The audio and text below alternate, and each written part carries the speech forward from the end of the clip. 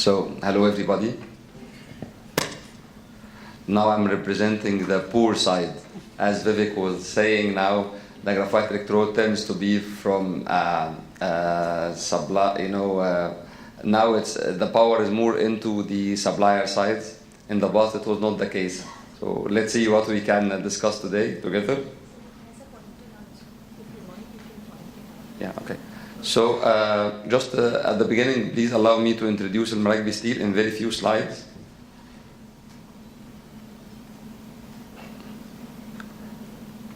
So Marakby steel is a long producer in Egypt. We are adopting a very very clear growth strategy wherein our revenue is continuously growing from 2015, and we are forecasting the growth to continue till 2020. We are forecasting 29% CAGR between 2015 to 2020.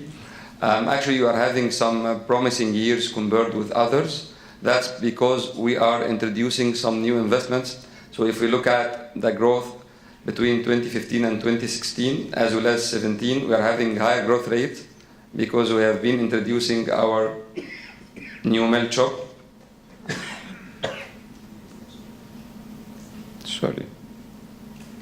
So we introduced the new melt shop in 2016 partially. That's helped us to have a growth rate of 28%. Then in 2017, we have been working the full year with the melt shop, achieving a growth rate of 25%. This year, we are expecting less growth rate of 13%. But then again, in 2019 and 2020, we are introducing our additional new rolling mill to produce more rebars and wire rod as well. So, speaking about each business unit, we started with the existing rolling mill in 2007. Today we are having a capacity of 250,000. We have gone through different in-house revamping projects to better utilize our capacity, as well as to increase it to what we have today of 250,000. It is a success story nowadays because we are able to achieve a full utilization of the capacity when compared to the world average in the steel industry below 80%. The billet caster. We started it in the mid of 2016. We are having a scrap-based mill. The mill was supplied by SMS from Germany, and we are doing 35,000 tons to 400,000 tons per year, depending on the electricity available for us. It proved also to be a success story because we moved through the learning curve very quickly, achieving the full utilization of the capacity available. Also, we are acquiring now a 6% of the market share in Egypt. We contributed to the export, so we were generating hard currency for our group and for Egypt as well. We exported in 2017 like 48,000 tons, contributed to $18 million. We exported to North Africa and to Far East as well. So that proved to be a successful story for us. We are also, because nowadays we are having a surplus from the billet, as I just explained, we are having a capacity of rolling mill of 250,000, wherein we are having a capacity of 350,000 tons of the billet caster. That means 100,000 ton surplus per year. We are exporting. We are also selling in the domestic market. The group is having a classical trading business. That was actually the start of everything in Marakby Steel. Started 50 years back. We are trading all kinds of finished steel products apart from what we produce. So we produce billet and rebars, but we trade flat products, we trade sections, beams, angles, we trade some special steel. That's to help us also serve our diversified customers in Egypt and to serve some other segments like pipe and tubes, like trucks manufacturers, like home appliances and cold rollers in Egypt. In addition, we are having a last unit that is a steel fabrication unit, which is being used for the company internal projects and also serving some external clients. This steel fabrication unit helped us to fabricate and install the melt shop, and nowadays it is engaged with our new investments, which I will just explain in the next slide. Also through this fabrication unit, we will able to manufacture a taper from the special wear-resistant steel Hardox that's lighter in weight and having a longer lifetime, and it's serving the internal scrap handling inside the group, and we are having some plans to add more tapers. Maybe we can go it commercially in the market. Speaking about the new investment, Marakby is investing nowadays around $44 million in Egypt. We are planning to add a new rolling mill, not only to produce more rebars, but also to produce wire rod. So we are going to produce wire rod from size 5 millimeter to 12 millimeter, the rebars from 10 to 32 millimeter. So we will add 400,000 tons in addition to the 250,000 tons we are already having. We will end up with 650,000 tons, and we are aiming to target market share of 6 or 6.5% in the finished product, same as our market share in the billet casting nowadays. The line will be supplied by SMS Group also, and it will be equipped with very high-speed machines, which will allow us to produce the full capacity, even if we producing the smaller, thinner sizes of 10 millimeter rebar or 5 millimeter wire rod. In any case, we will obtain the same total production capacity because of the high speed. Also, we will be having the advantage of hot charge the billet, which will reduce the energy needed, will be environmental friendly, will be improving our costing structure. Furthermore, and finally, we are adding a new lime calcination plant to secure our needs of the permanent lime to our melt shop. We are having an agreement with Myers from Switzerland to add this lime calcination plant. Both investments are expected to start the production in the next year. And also the fabrication and installation of these lines are being done through our steel fabrication unit. So moving ahead, this is the plants of El Marakby Steel. It's all located in 6th of October Industrial City, that's near Cairo to the south of it. Okay, now back to the track, back to our topic of today. I was just recalling I have been working in the melt shop as a production engineer maybe 13, 14 years back. Sometimes a part of the day-to-day operation, I have to go to the crew, to the team in the control panel and to check what's going on.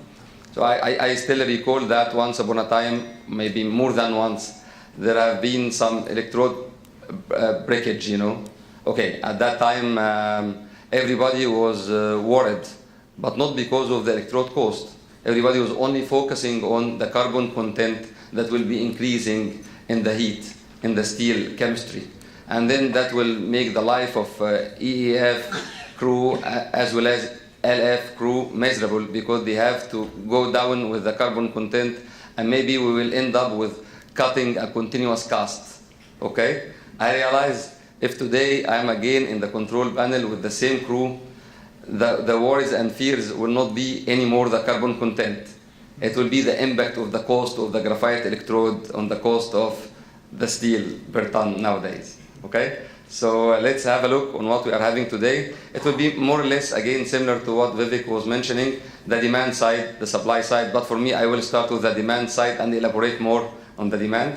Demand, supply, the supply and demand current status, and the consequences arised from the new supply and demand status. Also what electric arc furnace producers, being the major consumer of graphite electrode, direction towards this tight supply we are speaking about, and whether some governments are starting to tackle the issue of the graphite electrode tight supply. So moving ahead, the demand side. Okay, if we look at something similar also again to what Vivek was mentioned in his presentation, this is the world steel crude output per year. We see that the share of the electric arc furnace was having some turbulences in some years. So looking at 2009, the percentage of the electric arc furnace output to the total output was dropped because of, the global economical crisis took place at that point of time. And then once there is a global crisis and there is a big pressure on the prices and the margins, always the basic oxygen furnace producers are in a better position. So that's why some people dropped their electric arc furnace output. Then again in 2013, the same took place again, but this time because of China was, having some issues with their electric arc furnace output, and the output through electric arc furnace dropped significantly from 71 million ton per year to 47.5 million ton per year. Again, another wave of slow in demand globally, issues with the margins in the electric arc furnace producers' perspectives, which led to less EAF output. But surprisingly, in 2016, 2017, we are having finally a positive trend, and the electric arc furnace output percentage compared to the total crude steel output has been increasing now to 26%, as we can see. Okay, taking it more into a longer term perspective and forecast, it is forecasted that the electric arc furnace output will be even more and more in the next years, and it is expected to go up from 26% per year as in the current years now to 40% per year by the year 2050. And that's because of several factors. If we look at that China is having for sure the major impact, as Vivek was explained. It is producing like 50% of the total production. So the Chinese, due to the environmental restriction, will go into more production through electric arc furnace. So they will be replacing the induction furnace entirely, and also they will be replacing partially even the basic oxygen furnace route. The basic oxygen furnace route, in any case, has pressure, as we all seen in the last winter.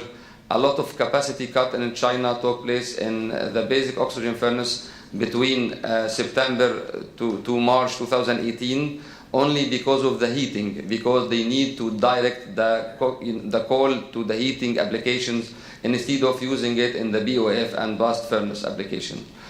On the other hand, also we see a better capacity utilization for different countries who are based their production on the electric arc furnace. We see that most of the greenfield, the new capacities will be introduced. It will be more toward the electric arc furnace because it is, in any case, it's environmental friendly. But the fact that there are some countries are more exposed than others in the steel industry for this graphite electrode issue.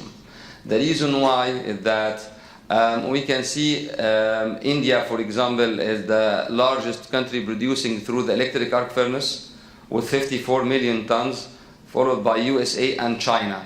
But if we look at China at 51 million tons, that's only representing around 6% of their output. But there are some other poor countries, such as Egypt, for example. So if we look on the other table, the first table, we are having 20 countries representing 86% of the total output by electric arc furnace. But with the other table, we see some countries like Saudi, Indonesia, Egypt, Iran, and Italy. The output through electric arc furnace is representing more than 75% of their output. So the fact that countries like these ones will be suffering more with any graphite electrode issues, unlike the other ones. Okay, having some forecast in terms of quantities. True, it might be changing here or there. We are trying to do our best estimate, looking for different sources and all. We see that everything is very positive with the demand on the graphite electrode. The reason is that, as we explained in previous slides, the output through electric arc furnace, which is the main consumer for graphite electrode, is increasing. Then accordingly, the demand on the graphite electrode will be increasing as well. We see the total capacity, total excluding China, and then by each region, we will see more or less they are all having very positive trend, and there will be demanding more graphite electrode no single region is recording something opposite. Okay, the last side with the demand is nowadays the demand that arises from the lithium battery used in the electrical cars.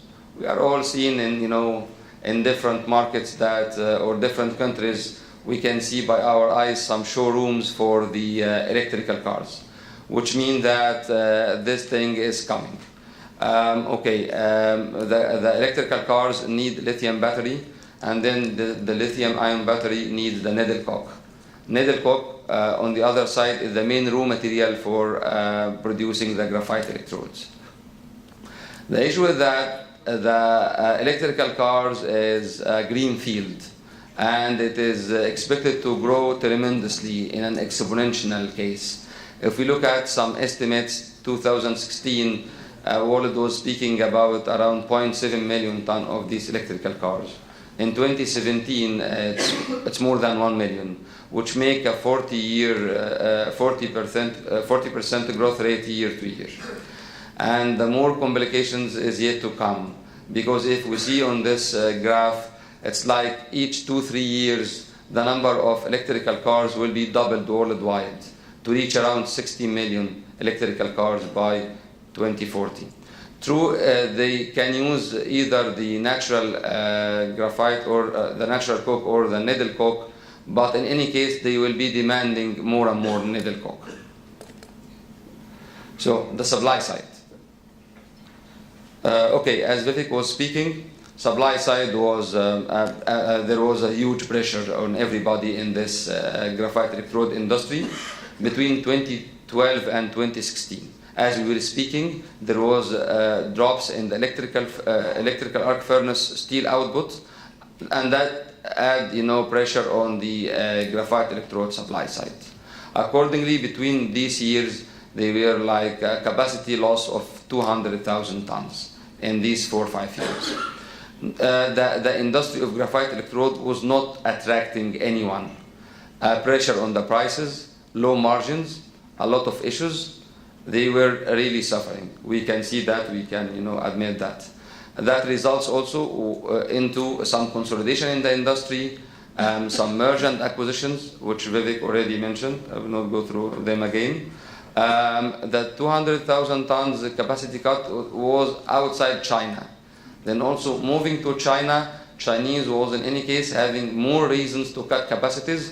They were facing some anti-dumping on their graphite electrode exports, and in any case, the demand on graphite electrode inside China dropped a lot, significantly. So the Chinese internally was having more reasons. Then when we add the environmental restrictions again, Chinese even announced in the second half of 2016 that they will drop 300,000 tons of their production capacity of the graphite electrodes.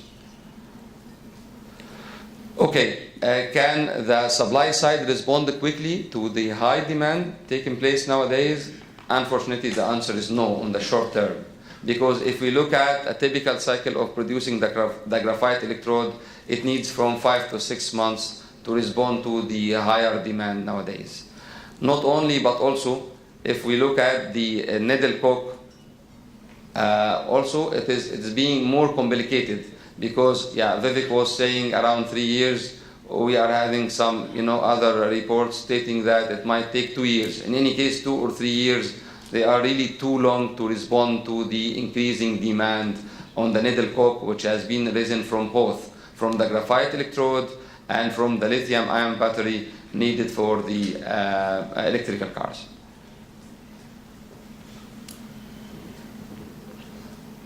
So going into details in the supply side, we have to do because of the tight supply and the challenges we can see as consumers for the graphite electrode.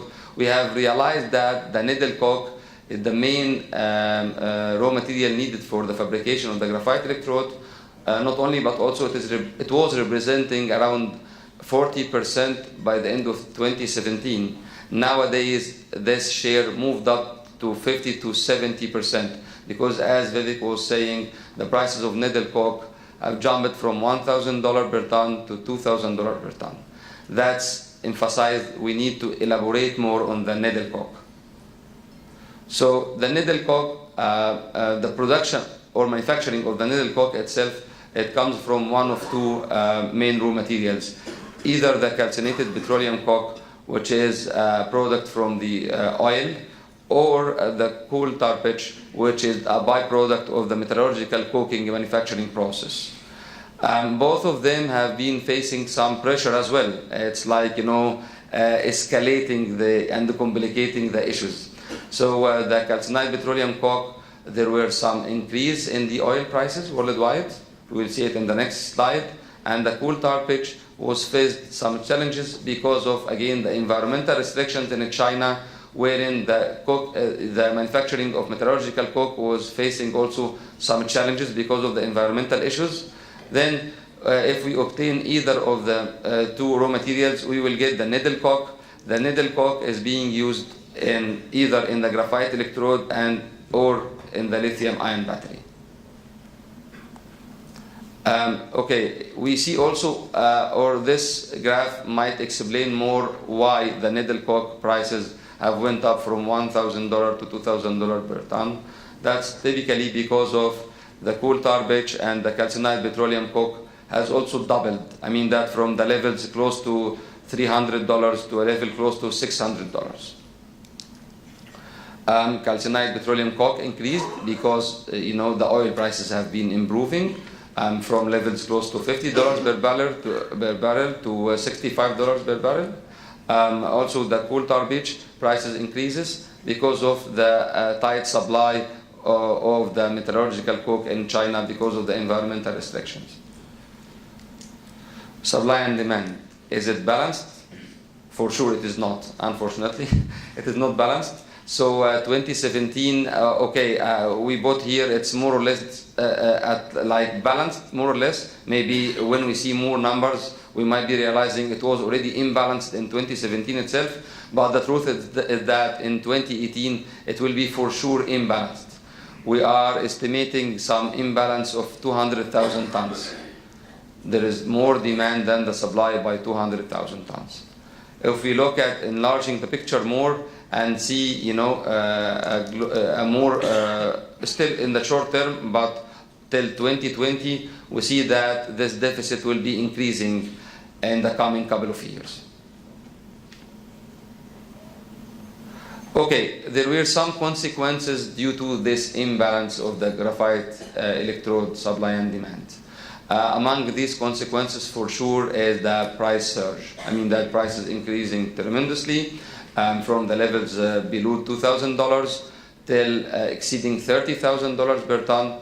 We agree that is in the spot market, but in any case, some EAF producers have been affected by that.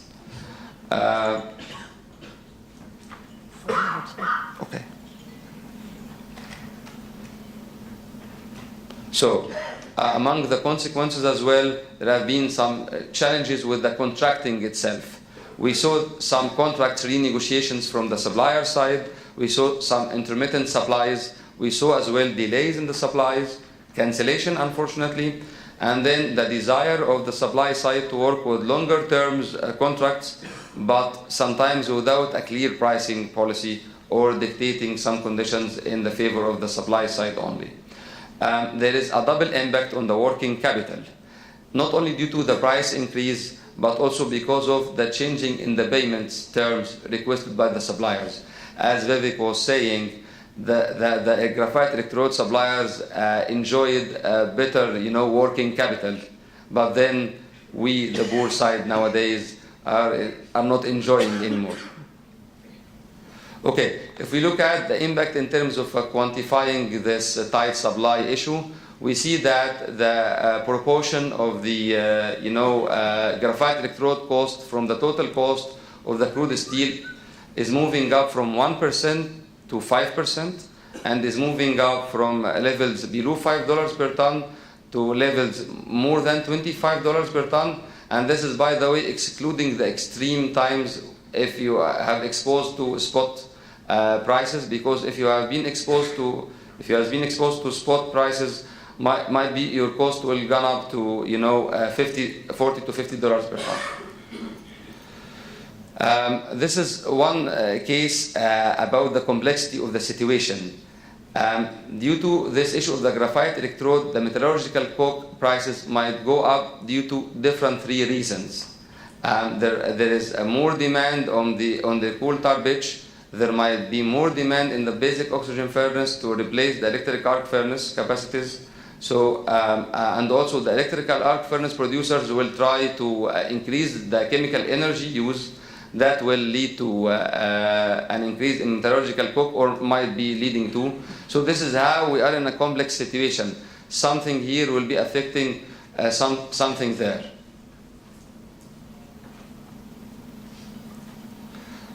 So the EAF producers' position. On an operational perspective, the EAF producers might not be having a lot to do. True, they can, using more chemical energy and reducing the electrical energy, but this will only take place whenever applicable, economical, and fast to do that. They can improve the operation efficiency. They can use a raw material mix, which is less graphite electrode consuming. They can try to reduce the electrode blockage. Please remember my story about that. They can try to reuse the broken electrodes through remachining.